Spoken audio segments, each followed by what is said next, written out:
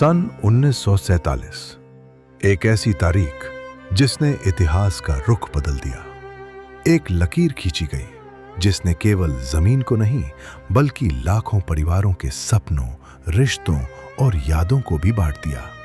ये उन लोगों की कहानियां हैं जिन्होंने विभाजन को केवल देखा नहीं बल्कि उसे जिया। आइए सुनते हैं विभाजन की अनकही कहानियां। नमस्कार। हम सब जैसा कि जानते हैं कि 14 अगस्त विभाजन की विभीषिका स्मृति दिवस है और उन्हीं पलों को याद करते हुए कुछ ऐसे परिवार जो उस समय वर्ष 1947 में विभाजन के दौरान अपने शहर, अपनी मिट्टी को छोड़कर इस भारत की ओर जिनको आना पड़ा और जिस देश को आज हम पाकिस्तान के नाम से जानते हैं, कभी वह भी हमारा ही देश था। उनके मनों में अपनी जगह छोड़ने का, अपने वतन छोड़ने का, अपने ही वतन में शरणार्थी बनकर घूमने का किस तरह की पीड़ा उन्होंने सही, किस तरह का दर्द उन्होंने महसूस किया।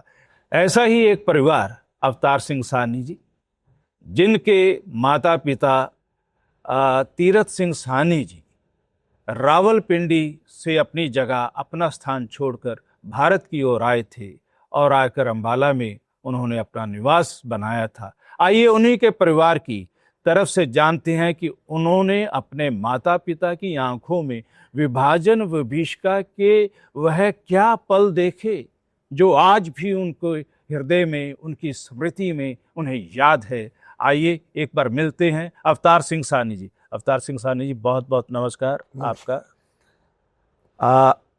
आप उस समय कितने वर्ष के थे भारत में जब आपका जन्म हुआ, जिस समय से आपने ये घटनाएं सुननी शुरू की अपने माता पिता की जुबानी?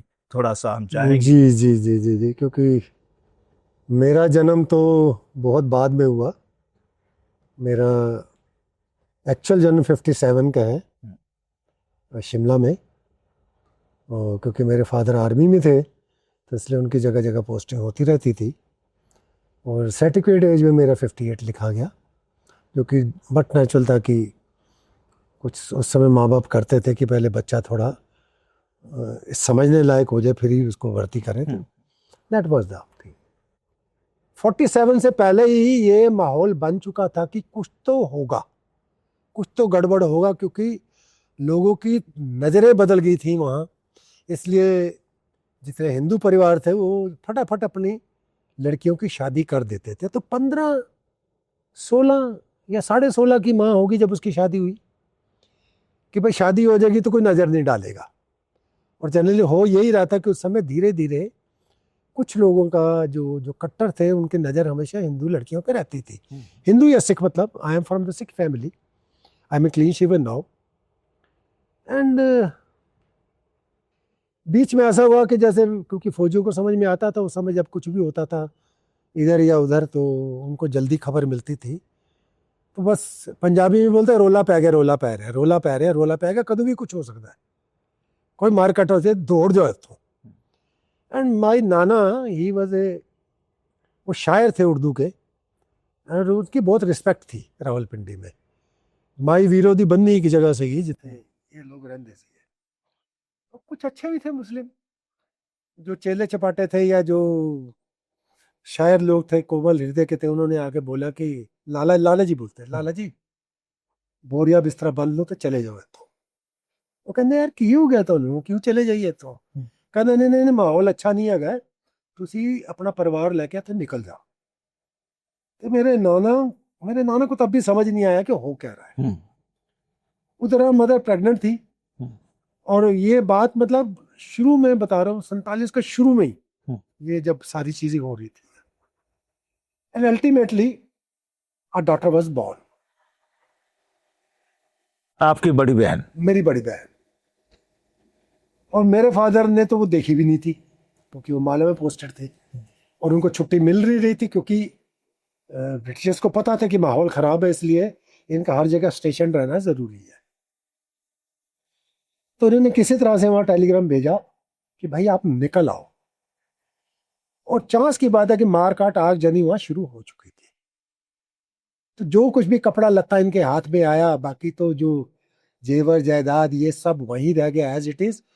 तो चाबियां वाबियां जैसे ये सौंप के आए थे कि भाई शायद ये ठंडा हो जाएगा वहां, तो शायद हम दोबारा अपने उस जगह पे चले जाएंगे। बट या मतलब सबको ये था कि ये 2-4 दिन की घटना है, उसके बाद फिर नॉर्मल हो जाएगा। बाद में सब ठीक हो जाएगा।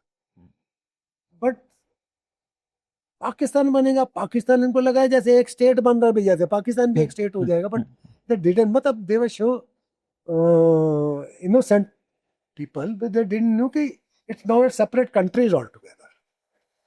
जैसे रोला पै गया, रोला पै गया, दौड़ जाए तो हिंदुस्तान जाओ, हिंदुस्तान जाओ।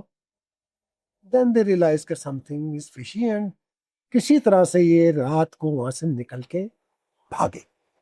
इस तरह से किसी तरह से छुपते छुपाते रावलपिंडी से 4-5 दिन में जाके लाहौर के आसपास कहीं पहुंचे। अब शहर में एंटर ना करे क्योंकि शहर में ऑलरेडी आगजनी और ये हो रहा था। स्टेशन तक बंदा पहुंचे तो पहुंचे कैसे? और इस दौरान मेरे नाना, मेरी नानी और बाकी मामा तो जो बाद में अमृतसर में आए, ये बहुत छोटे छोटे थे। और एक बड़ा मामा होता था जो बड़े मामा से बड़ा हम कहते थे, जिसको हम भी नहीं जानते, मतलब क्योंकि हमने बड़ा मामा वही देखा जो एमईएस में थे। बट माँ बताती कि नहीं, इससे बड़ा एक था। उसने बच्ची उठा रखी है और दौड़ रहे हैं ये लोग स्टेशन की तरफ। किसी तरह से छुपते छुपाते ट्रेन लगी है, वेट करे ट्रेन चलेगी कब। क्योंकि थोड़ा बहुत ब्रिटिश आर्मी ने बाहर कुछ पुलिस लगा रहे, कुछ करके कुछ थोड़ा रोक रखा था, मगर बलवाइयों को कितना आप रोक सकते थे? उनको रोकना बड़ा मुश्किल था, किसी भी जगह से आ जाते थे। ऐसे ट्रेन चल पड़ी जिस समय ये दौड़े हैं ट्रेन की तरफ, और किसी ने हाथ देके मेरी मदर को ऐसे ट्रेन में अंदर खींच लिया कि आजा नहीं, मेरा बच्चा रह गया, मेरा बच्चा। कहने उन्होंने पीछे की आवाज मारी, कहने नहीं चढ़ाओ चढ़ाओ चढ़ाओ, बच्चे ने चढ़ाओ। तो मेरे मामा के हाथ में जो बच्ची थी उसको भी किसी ने खींच के किसी और डब्बे में चढ़ा लिया, ऐसा मेरी माँ कहती है। But she was such a weeping and she fainted altogether, because जब वो ऑलरेडी जब डब्बे में घुसी तो there were some dead bodies also like there, क्योंकि ट्रेन पीछे से कैसे आ रही थी, जिसमें कटी हुई लाशें पड़ी, and she couldn't bear it. Hardly माँ भी उसमें बच्चा ही थी एक तरह की। बिल्कुल, क्योंकि 16-17 साल की उम्र क्या होती है, और जिसे बिल्कुल ब्लड शट देखा ना तो उसके लिए तो बड़ा मुश्किल हो जाता है। And she fainted. कब, कहाँ और कब सीट के नीचे वो गई है, कैसे गई है, she didn't remember at all. मैंने पूछा तेरे को हुआ क्या? कहती मुझे कुछ नहीं पता है, मुझे इतना पता है मुझे बच्चा बच्चा, मेरा बच्चा, मेरा बच्चा, मेरा बच्चा, बस ये कह के रोती रही और शी फेंटेड। और उसके बीच में जगह जगह ट्रेन रुकी होगी, मार काट हुई है बीच में, ये कैसे बच गई, ये ऊपर वाला होता है बचाने वाला। And she was somehow beneath the seat, and लाशों के आगे ढेर लगे थे जिसको वो ढूंढ नहीं पाए। वो कभी बलवाइयों को ही भी नहीं पता, जो सामने दिखा मारा काटा और आगे बढ़ गए ट्रेन, फिर आगे कर दो, फिर जो कोई जिंदा दिखा फिर मारो, फिर आगे बढ़ा दो ट्रेन। ऐसे करके ये लोग ट्रेन आगे बढ़ाते रहे और बीच में कोई रोकने वाला कोई था ही नहीं है। Ultimately the train was stopped at Ambala, that too with the army people. फौजियों ने वो ट्रेन रोकी, एंड फ्रेंटिकली, क्योंकि ऐसा अंदेशा था कि कुछ लोग इसमें शायद बचे भी हो सकते हैं, वो फौजियों ने और सिविल वाले भी, बहुत सारे लोग इस अपने मिल के, और कुछ शायद अपने उस समय संघ के परिवार के भी लोग रहे होंगे जिन्होंने लाशें निकालनी शुरू की, और ये आइडेंटिफाई कर रहे थे कि हिंदू ही तो है, क्योंकि ज्यादातर हिंदू और सिख ही थे उसमें, जो कटे मरे पड़े थे। किसी के गर्दन नहीं है, किसी की बाजू नहीं, किसी की आंखें बाहर है, किसी का आधा माथा उड़ा हुआ है, और किसी की टांगे काट दी गई हैं और तड़प तड़प के मारा, ऐसा भी हुआ। और डेड बॉडीज निकाली जा रही हैं, और मेरे फादर भी फ्रेंटिकली सर्च कर रहे हैं कि जहां तक उनको क्या था कि इस ट्रेन में होना चाहिए। तब जाके जब लोगों ने खींचा, ये कुछ लोग बीच में जिंदा भी निकले, कुछ की सांसें चल रही, कुछ बाद में शौक से ही मर गए, ऐसे भी हुए मिलिट्री हॉस्पिटल में। वहाँ कैंप भी लगा हुआ था अम्बाला में, जहाँ वेस्टर्न है यहाँ पे कैंप लगा था। उस समय बियाबान ज्यादा था जी। एंड वो एक जनानी मिल गई जिंदा जिंदा लाश देखा कि नहीं पल्स चल रही है, and it was my mother. कि मेरे फादर पहचान नहीं पा रहे थे, क्योंकि इतना सारा खून, ब्लड और जो सूख चुका था, वो तो शक्ल गोरे रंग के ऊपर अगर काले एकदम पड़ जाए धब्बे तो फिर पहचानना मुश्किल था कि नक्स तो नहीं कर कर कर कर कर निकालो निकालो निकालो डेड है, चलो जो भी होगा पहले इसको जिंदा बाहर निकालो एंड इसकी ट्रीटमेंट शुरू करते हैं। तो आर्मी फौजियों ने जैसे तैसे करके धोया धाया तो मेरी मदर एंड शी वाज हल्की हल्की सांस चल रही थी और उसी जो होश आया तो रोने शुरू किया, मेरा बच्चा कहाँ बच्चा कहाँ बच्चा कहाँ। बच्चा मतलब हाँ बेटी कितने कोल सी मामे नाल सी अपने पूरी ट्रेन में ढूंढा, फाइनली उनकी दोनों की डेड बॉडी मिली। एंड रही सही चोट 84 में होगी, 84 रॉयट्स में, क्योंकि मेरा जो बड़ा भाई था जो यहाँ आके पैदा हुए थे, Amarjeet Singh, Sardar Amarjeet, he was in a GREF officer. GREF is a part of army, one he was a commissioned officer. तो उसको अरुणाचल प्रदेश से बुला लिया गया जब इंदिरा जी का जैसे हुआ था, and he was ordered to go to Pune for the training all of a sudden।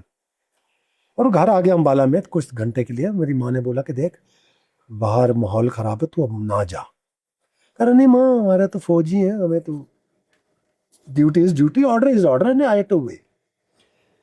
और जेलम एक्सप्रेस में बैठ गए, क्योंकि आर्मी में सीट ही बोला कि दो he was entitled for a air journey, but government ने समय सारी एयर जर्नी कैंसिल करके इनको आर्मी वालों को, देवर 7 Sikh officers who was in bogie, first class की बोगी थी, उनमें इन 7 ऑफिसर्स थे सिख ऑफिसर्स, देवर देयर। वो ट्रेन तुगलकाबाद में रोकी गई, वो बोगी अलग कर दी गई, and all the 7 Sikh officers were burnt alive. सरिया वरिया मार के, क्योंकि बाद में जब फोटोग्राफ हमें मिले मथुरा आर्मी स्टेशन से, वो भी कई महीनों की सर्च के बाद, तो ब्रदर के फोटोग्राफ से हमें पहचाना कि हमारा भाई है। स्कल टूटा पड़ा है और आग से आधा चेहरा जला पड़ा है, और कुछ आई कार्ड के हिस्से और कुछ कपड़ों से पहचान हुई कि ये मेरा ब्रदर है। The 7 Sikh officers were killed. रही सही कसर मदर की इस घटना ने निकाल दी। चलिए, बहुत अच्छा लगा अपना अवतार जी आपसे बात करके, और आपकी आंखों के माध्यम से आपने उस विभाजन व भीष्का के कालखंड को याद करते हुए और अपने माता पिता की आंखों का जो दर्द है उसे आपने किस तरह से उसका बयान किया कि हमारे खुद अपने जो है जिसे हम कह सकते हैं कि रोंगटे एकदम उस कालखंड में आप हमें ले गए, और जिस तरह का दर्द आपके परिवार ने सहा, और उस दर्द को सहने के बाद सारा परिवार फिर इस मिट्टी के लिए, इस मिट्टी को फिर प्रफुल्लित करने के लिए दिन रात लगा रहा, उसके लिए पूरा देश आपको सलाम करता है। उत्तर मध्य क्षेत्र सांस्कृतिक केंद्र के विभाजन विभीषिका की अनकही कहानियां के अगले कड़ी में मिलते हैं एक और पीड़ित परिवार के साथ।